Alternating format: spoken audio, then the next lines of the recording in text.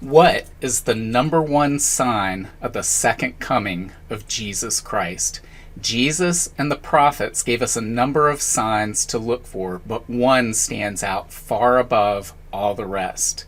Jesus said, when you see this sign, you can know he's right at the door, that his return is near.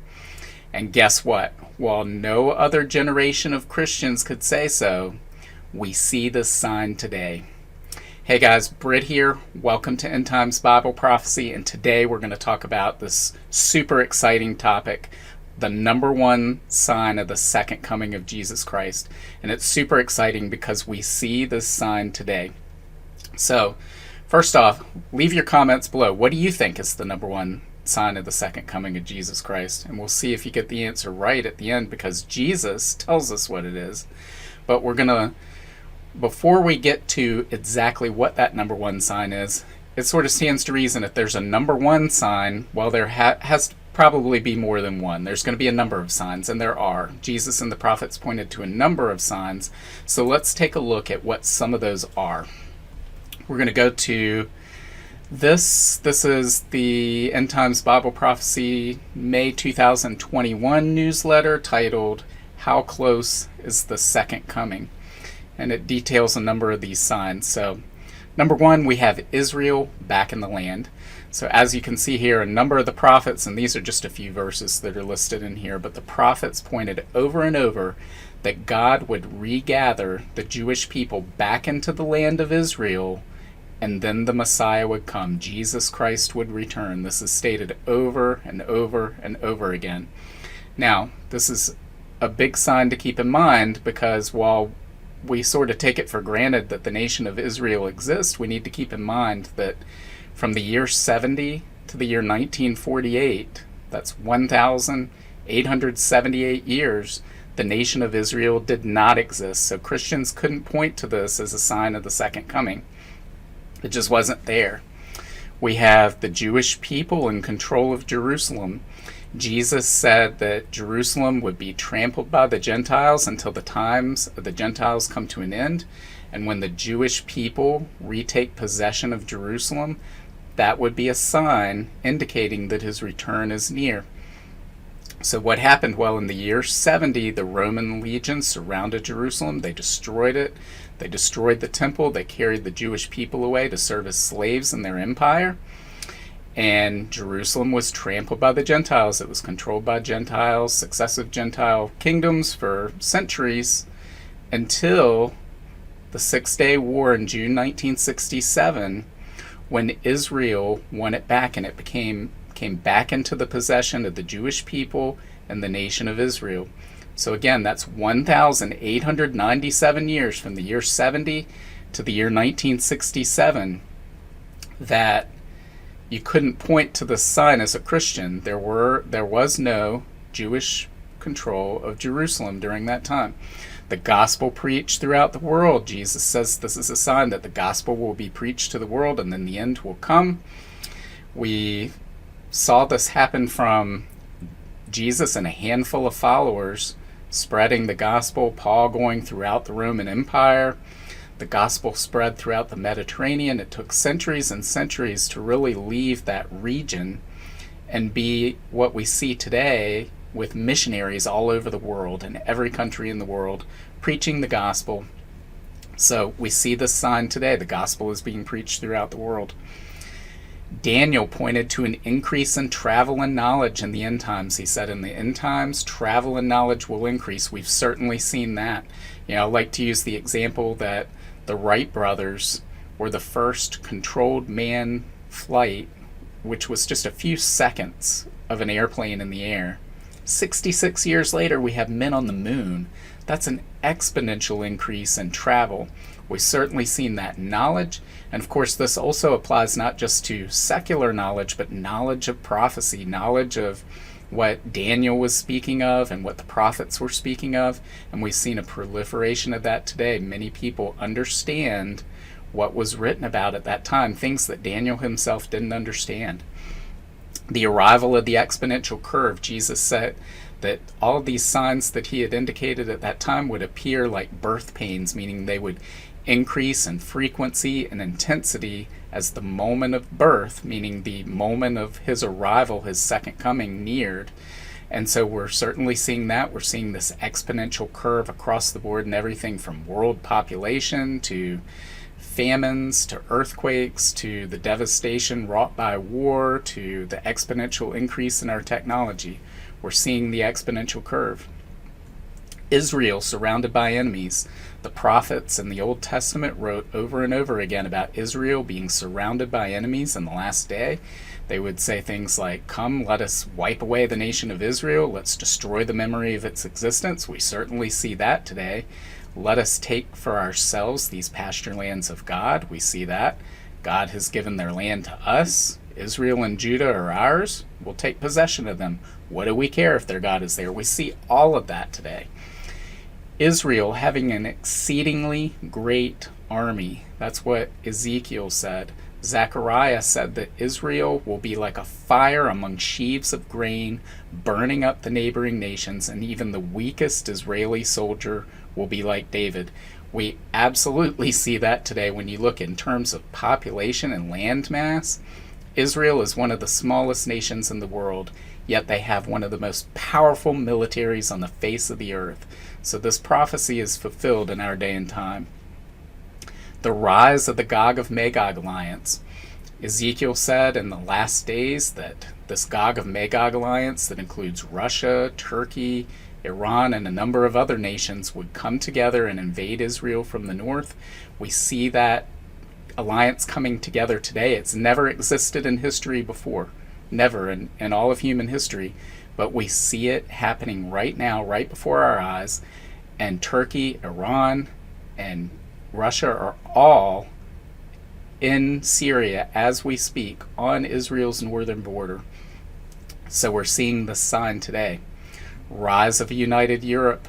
Daniel said that the Roman Empire would be revived, that it would come back in the last days. So this effort to unite Europe is definitely a sign, and we see the characteristics of the European Union today fit the characteristics from Daniel chapter 2 of what that would be like, that this revived form of the Roman Empire would be like iron and clay. It would be weak and strong, and weak and strong nations would try to form an alliance together that wouldn't hold.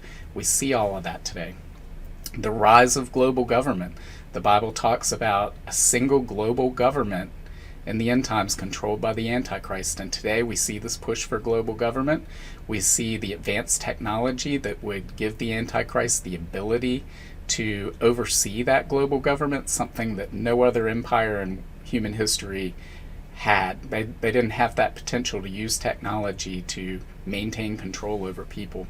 And then, of course, we see denial of the signs. We talked about this a couple of weeks ago in a video called Peter's Prophecy, that in the last days people would come around and say things like, "I thought Jesus was coming back. What happened to his promise?" Generation after generation says he's coming. People have been saying this for hundreds of years, but he's not back. Since the beginning of the world, everything's remained the same, which of course is absolutely false, because we're just looking at all these signs that didn't exist for prior generations of Christians, but they exist now. And then more and more, we increasingly see the sentiment coming from Christians themselves, Christians in the church, people who are professing Bible-believing Christians, and yet even if they are, they're obviously ignorant of the scriptures, because they don't realize when they say that they are actually fulfilling this prophecy by Peter, and they are indicating that we're very near to the return of Jesus Christ. So it's amazing. So we have all of these different signs. This is just a handful of signs. We got 1, 2, 3, 4, 5, 6, 7, 8, 9, 10, 11 that I've listed here. There are a whole bunch more, well beyond the scope of this single video. But what is the number one sign of the second coming? What is the number one indicator that Jesus is coming back? We don't have to guess about this, guys, because Jesus himself told us, and he told us, and it's recorded 3 times in 3 of the Gospels. So let's go to the first one here. This is from Mark chapter 13 now. In each of these instances, the disciples have come to Jesus and they said, "What is the sign of your coming and your return to establish your kingdom?" And Jesus goes on to tell them a number of signs to look for. And then he says this. This is Mark 13:29. "In the same way, when you see all these things taking place, you can know that his return is very near, right at the door." So what is he talking about? What are all these things taking place? All these things taking place is the signs we just looked at, guys. Those 11 signs plus the other signs that we didn't go into right here. But when you see them all converge, when you see them all come together, when you see them all present at one time, then you know that I'm coming back. That's exactly what Jesus is saying. He says it here in Luke 21, verse 28. "So when all these things begin to happen, stand up and look up, for your salvation is near." Right? We see it here in Matthew 24, verse 33. "In the same way, when you see all these things, you can know his return is very near, right at the door." So there you have it, guys. I'm not making this up. This isn't my opinion of what is the number one sign of the second coming of Jesus Christ. Jesus himself has told us that the number one sign is the convergence of all the signs he and the prophets told us to look for. And we just went through what those were. We went over that we see those today. And we went over that previous generations of Christians could not point to really any of these signs up until 100 to 200 years ago. None of these signs were present. Zero. None. Now we see all of them. And Jesus said, "When you see all of them, my return is very near. I am right at the door." So guys, this is exciting. You know, in the midst of all of the things that are going on in the world today, all of the bad news that we hear, the greatest news of all is that Jesus Christ lives and he's coming back. And let me tell you, this is confirmation from Jesus himself that he is on the verge of coming back. Now keep in mind, because a lot of people will say, "Well, did he really say that?" Which I would remind you is what Satan said in the Garden of Eden to Eve. Did God really say that? Yes, Jesus really said that. There it is. We just looked at it, those 3 verses. But he didn't say, "When you see all of these signs, well, a century or 2 might go by, maybe I'll come back. Maybe I'll come back." No, he said, "When you see all these signs, I'm coming back. I'm right at the door. I'm on the verge of coming through the door. I'm coming back." So you can get excited. These are exciting times to be alive. Now, we've gone through these signs, and I know there are a lot of people out there that will say, "These are the same signs you're always talking about, Britt. You know, give us something new. What about blood moons or the alignment of planets?" Guys, there are no mystery signs in the Bible. The Bible is very clear. It spells out the signs in black and white, and we can't miss the big picture. Don't get sidetracked by all of these different ideas and teachings that are going on out there.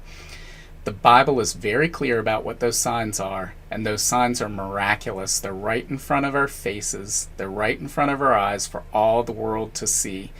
Take the nation of Israel as a prime example. I can't fathom when people say, "How do you know God exists? Prove God exists." I mean, first there's creation. There's a whole number of things that I can point to. But one of the things I would point to is the Jewish people alive and thriving in the nation of Israel. The Roman legions surrounded Jerusalem, destroyed it, carted away the Jewish people to serve as slaves in the farthest corners of the Roman Empire. That should have been the end of the Jewish people. That should have been the end of the nation of Israel. I've never seen a Carthaginian. Where's Carthage? They destroyed Carthage. They obliterated it from the face of the earth. They tried to do the same thing to Israel. The only reason the Jewish people exist and thrive in the nation of Israel today, and the nation of Israel exists, is for one reason, and that's because the God of Abraham, Isaac, and Jacob made that promise. He promised Abraham that his descendants would be more numerous than the sand on the seashore, and he promised to regather his people back into the land in the last days, right before the Messiah comes to rule from his throne in Jerusalem. Jesus is coming back. We know that. Guys, get excited about it. This is the best news that you will ever hear, the best news that we could hear right now. It erases all of the bad news that we see in the headlines every day. We can just forget about all of that because this trumps all of it. Jesus is coming back. So get excited. Tell other people about that. That's what we should be doing. We should tell everybody this exciting news, and we should be pointing to these prophecies in the Bible and let people know, look at this promise God made. He fulfilled that promise. He fulfilled it right in front of our eyes. Look around you. Jesus is coming back. So guys, just be happy, be excited.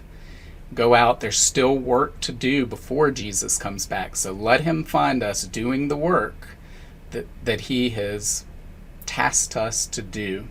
So that's why I'm doing these videos. I want Jesus to find me doing the work that he gave me. Make sure that you're doing the same. Like this, share this, and God willing, we'll talk again tomorrow. Bye. If you want to learn more about the end times and Bible prophecy, make sure to sign up for my free monthly newsletter and get your copy of my free ebook, 7 Signs of the End Times. Just follow the link in the description to get your free book. Also, make sure to check out all of my books. Just look up Britt on Amazon, Barnes & Noble, Apple iBooks, Google Books, Kobo, or anywhere books are sold. Thanks for watching today, and until next time, keep your eyes fixed on Jesus, the author and perfecter of our faith.